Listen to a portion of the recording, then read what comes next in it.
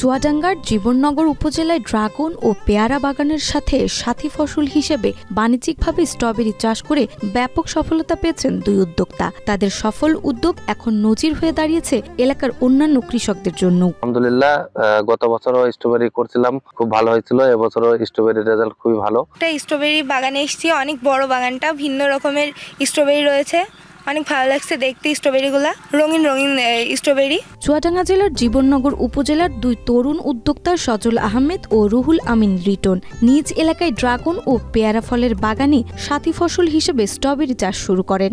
বর্তমানে প্রতিদিন তাদের প্রতিটি বাগান থেকে 50 থেকে 60 কেজি পর্যন্ত ফল সংগ্রহ করা হচ্ছে, যা স্থানীয় বাজারে 450 থেকে 500 টাকা কেজি দরে বিক্রি হয়। 19 সালের শেষের দিকে আমি ড্রাগন চাষ শুরু করি। এর বাজার মূল্য অনেক বেশি এবং এর গাছটা ছোট। এই দুইটার কম্বিনেশন মিলাই আমি স্ট্রবেরিটাকে সাথী ফসল হিসেবে চুজ করছি। ইতিমধ্যেই প্রায় 3 থেকে 4 লাখ টাকার স্ট্রবেরি বিক্রি করেছেন এই দুই উদ্যোক্তা। তাদের ধারণা, গাছে যেভাবে ফুল ও ফল রয়েছে তাতে মৌসুম শেষে আয় কোটি টাকা ছাড়িয়ে যাবে। ড্রাগন চাষটা যখন আমি শুরু করি, তারপর থেকে আমি ড্রাগনের উপর বেশি ঝুঁকে আমি প্রায় 40 বিঘার উপরে আমি এখনো পর্যন্ত আমার প্লান্টেশন আছে। আমরা যদি এটাকে সাকসেস পর্যায়ে আমি যে অবস্থায় আসছি এটার দিকে আরো মানুষ যদি উদ্বুদ্ধ হয়, তাহলে আমাদের জমি বাঁচবে, তথাপি আমাদের নতুন আর একটা আপনাদের আয়ের উৎস আমাদের বেড়ে যাবে।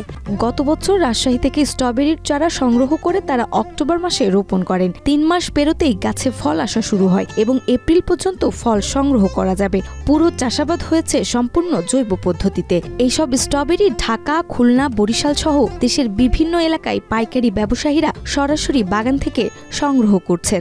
ড্রাগন শেষ হয়ে যায়, তারপরে অনেকটা আমাদের স্পেস নিতে হয়, অনেকটা জায়গা ফাঁকা পড়ে থাকে আমাদের।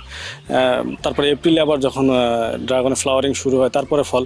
তো এই মাঝের যে 4 থেকে 5 মাস আমাদের জায়গাটা ফাঁকা পড়ে থাকে, কোনো অনাবাদি হয়ে থাকে। তো এইটারে ব্যবহার করার জন্য আমি সাথী ফসল হিসেবে নির্বাচন করেছি স্ট্রবেরিকে।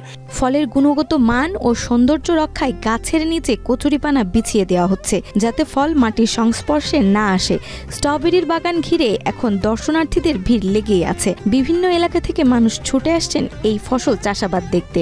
আমি একজন উদ্যোক্তা, আমি বিভিন্ন রকম ফলের বাগান আছে আমার। তা আমি এটা কন্টিনিউ আসি, যে দেখি যে আসলে লিটন ভাই কত দূর আগায় যাচ্ছে। লিটন ভাই যদি সাকসেসফুল হয়, আমরা আগামীতে করতে পারবো। উপজেলায় যে স্ট্রবেরি চাষ হচ্ছে সজল ভাইয়ের 2টি প্লটে আমরা দেখতে এলাম, সেটা ফলনটা খুব ভালো হয়েছে, আমার কাছে খুব ভালো লাগলো।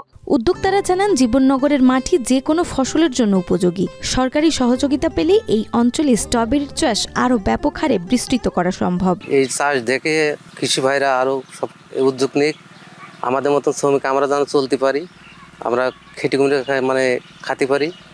আমার মতন বিভিন্ন শ্রমিক আছে, তারা কাজ করতে পারে। এই ফল লাগিয়ে পর্যন্ত কাজ করি, 3 জন করি, 4 জন করি, 5 জন করি, সময়টি 2 জন, এই এখন 2 জন করি। স্থানীয় কৃষি বিভাগও এই ধরনের উদ্যোক্তাদের পাশে থাকার আশ্বাস দিয়েছেন। সংশ্লিষ্টরা বলছেন, স্ট্রবেরি চাষে সফলতা দেখিয়ে সজল আহমেদ ও রুহুল আমিন রিটন নতুন দিগন্তের সূচনা করেছেন চুয়াডাঙ্গার কৃষিতে। তাদের হাত ধরেই এগিয়ে যাবে বাংলাদেশের কৃষি।